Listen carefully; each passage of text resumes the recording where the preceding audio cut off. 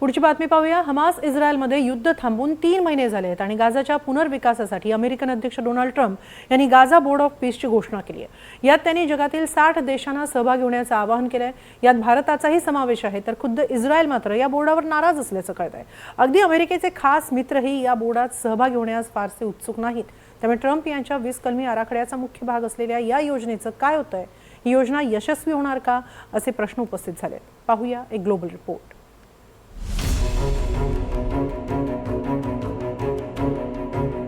दावोसमधील जागतिक आर्थिक परिषदेदरम्यान अमेरिकन अध्यक्ष डोनाल्ड ट्रम्प यांनी त्यांच्या गाझा बोर्ड ऑफ पीसची अधिकृत घोषणा केली। याद्वारे युद्धविरामानंतर गाझा शांतता योजना दुसऱ्या टप्प्यात पोहोचली आहे। ट्रम्प यांनी गाझाच्या प्रशासन आणि पुनर्रचनेसाठी national committee for the administration of गाझाच्या स्थापनेची घोषणा केली। या समितीची देखरेख करणं, निधी गोळा करणं यासारख्या कामांसाठीच ट्रम्प यांनी बोर्ड ऑफ पीसची स्थापना केली आहे। ट्रम्प स्वतः त्याचे अध्यक्ष असणार आहेत आणि सर्व देशांना यात सहभागी होण्याची इच्छा असल्याचा दावाही त्यांनी केलाय। अनेक देशांनी या बोर्डात सहभागी होण्यास तयारी दर्शवली आहे। त्यांना या बोर्ड ऑफ पीसचं सदस्य व्हायचं आहे आणि ते खरंच खूप महत्त्वाचं आहे। विश्वास ठेवा, हा अजिबात वेळेचा अपव्यय नसेल। आपण तसंही आतापर्यंत अनेक गोष्टींवर वेळ खर्च केलाय, त्या प्रत्यक्षात यशस्वी झाल्याच असं नाही, मात्र यावेळी असं होणार नाही। अमेरिकेच्या व्हाईट हाऊसनं सांगितल्याप्रमाणे या पीस बोर्डाच्या प्रत्येक सदस्याची स्वतःची निश्चित जबाबदारी असेल। प्रत्येक सदस्य देश गाझाच्या स्थैर्याशी आणि दीर्घकालीन विकासाशी संबंधित एका निश्चित पोर्टफोलिओची जबाबदारी सांभाळेल। यात प्रशासकीय क्षमता वाढवणं, प्रादेशिक संबंध, पुनर्रचना, निधी आणि भांडवल उभारणी यांचा समावेश आहे। ट्रम्प इकॉनॉमिक डेव्हलपमेंट प्लॅनचाही यात समावेश आहे। आधुनिक मिरॅकल सिटीज विकसित करण्याशी संबंधित तज्ज्ञांचे एक पॅनल असेल। याद्वारे आंतरराष्ट्रीय समूहांकडून गुंतवणूक आणि विकासाशी संबंधित प्रस्ताव घेतले जातील। यांचा उद्देश सुरक्षा आणि शासन व्यवस्था मजबूत करणं असेल। तसंच गुंतवणूक आकर्षित करणं आणि रोजगाराच्या संधी निर्माण करणं हा देखील एक उद्देश आहे। याबरोबरच एक विशेष आर्थिक क्षेत्रही तयार करण्याचा प्रस्ताव आहे। सहभागी देशांसोबत टॅरिफ आणि ॲक्सेस रेट यात निश्चित केले जातील। दरम्यान या बोर्ड ऑफ पीसमध्ये अमेरिकेनं 59 देशांना सहभागी होण्यासाठी आमंत्रण पाठवले।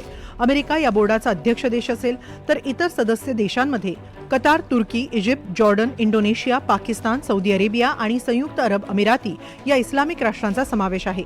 या देशांच्या परराष्ट्र मंत्र्यांनी कतारची राजधानी दोहा इथं संयुक्त निवेदनाद्वारे याची घोषणा केली आहे। तर Russia, Israel, Albania, Armenia, Azerbaijan, Bahrain, Belarus, Bulgaria, Kazakhstan, Kosovo, Kuwait, Mongolia, Morocco, Paraguay, Uzbekistan, Vietnam यांचाही यात समावेश आहे। तर या बोर्डात सहभागी होण्यासाठी प्रत्येक सदस्य देशाला $1 अब्ज द्यावे लागणार आहेत, असं ब्लूमबर्ग न्यूजच्या एका अहवालात सांगण्यात आलंय। मात्र अमेरिकेनं हा दावा फेटाळून लावलाय। भारतानं अद्याप या बोर्डात सहभागी होण्याबाबत भूमिका जाहीर केलेली नाही।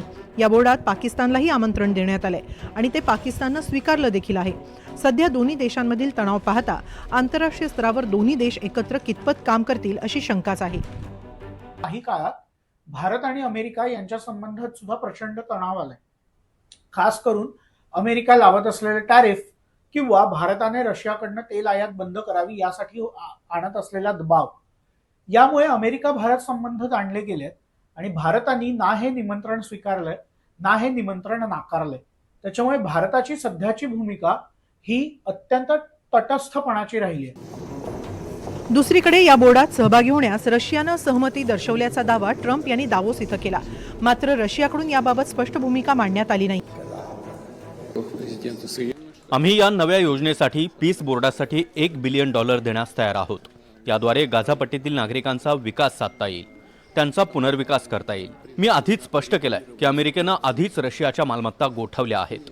हे पैसे त्या रशियन मालमत्तेतून घेतले जाऊ शकतात, त्यामुळे त्यावरही चर्चा होणं गरजेचं आहे आणि बोर्डातील औपचारिक सहभागावर अंतिम निर्णय रणनीतिक भागीदारांशी सल्लामसलत केल्यानंतरच घेतला जाईल। 2022 मध्ये युक्रेन युद्ध सुरू झाल्यानंतर अमेरिका आणि युरोपीय देशांनी रशियावर आर्थिक निर्बंध लादले आहेत। याच निर्बंधांखाली अमेरिका आणि युरोपमध्ये रशियाच्या सेंट्रल बँक आणि सरकारी निधीशी संबंधित अब्जावधी डॉलरच्या मालमत्ता गोठवण्यात आल्या होत्या। याच पैशांबद्दल पुतिन बोलत होते। दरम्यान व्हाईट हाऊसच्या मते आतापर्यंत सुमारे 50 देशांना या बोर्डात सामील होण्यासाठी निमंत्रण देण्यात आलंय। त्यापैकी 35हून अधिक देशांनी सहमती दर्शवली आहे असा दावा व्हाईट हाऊसनं केलाय। मात्र इतर देशांची भूमिका स्पष्ट नाही। शिवाय या जगातील इतर महत्त्वाच्या देशांचा सहभाग नाही। युरोपातले अगदी फ्रान्स, जर्मनी, इंग्लंड किंवा कॅनडा सारखे जे देश असतील, जे अमेरिकेचे मित्र राष्ट्र आहे, यांनी या पूर्ण प्रकाराविषयी कुठेतरी संशय व्यक्त केलाय आणि त्यासाठी कारणं सुद्धा तशीच आहेत. दरम्यान ट्रम्प यांनी दावोसमध्ये बोलताना याआधी जसं घडलं तसं होणार नाही, इतर संघटनांप्रमाणे ही संघटना असणार नाही असं म्हणताना एक प्रकारे संयुक्त राष्ट्रांसह इतर आंतरराष्ट्रीय संघटनांच्या कारभाराबाबत नाराजी व्यक्त केली आहे. दुसऱ्या कार्यकाळात ते सत्तेत आल्यापासूनच ते या संघटनांची फटकून वागत आले. त्यामुळे या नव्या बोर्डाद्वारे ट्रम्प प्रस्थापित आंतरराष्ट्रीय संघटनांनाच आव्हान देत आहेत का, असाही प्रश्न उपस्थित होतोय.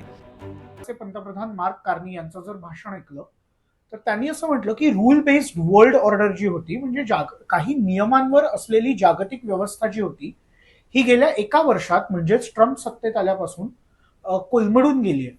यातून जगात बरंच स्थित्यंतर होतंय आणि यातली सर्वात महत्वाची बाब म्हणजे अमेरिकेच्या मित्रराष्ट्रांचा अमेरिकेवर अजिबातच विश्वास उरलेला नाहीये.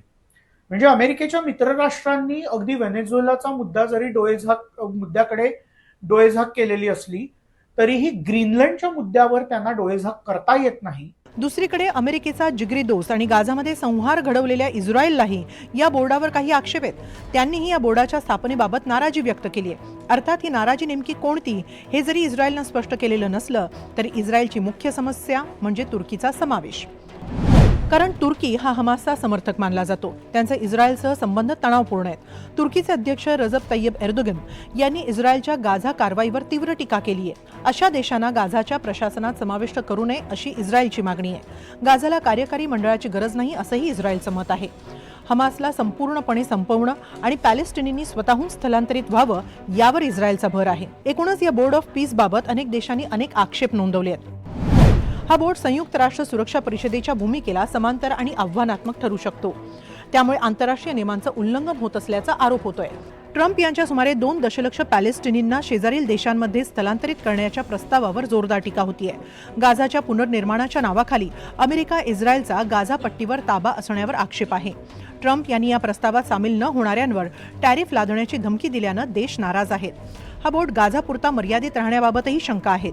इतर जागतिक प्रकरणांमध्ये अमेरिकेच्या अध्यक्षपदाखालील या बोर्डाचा हस्तक्षेप होण्याचीही भीती आहे. त्यातच संयुक्त राष्ट्रांमधील वेटो पॉवर असलेले देश म्हणजे चीन, फ्रान्स, ब्रिटन या देशांनी या बोर्डाकडे पाठ फिरवली आहे. त्यामुळे ट्रम्प यांची महत्वाकांक्षी योजना कितपत यशस्वी ठरणार ही शंकाच आहे. शिवाय ट्रम्प ही सगळी आव्हानं पार करणार का, हाही एक प्रश्न आहेच. Bureau report, NDTV Marathi.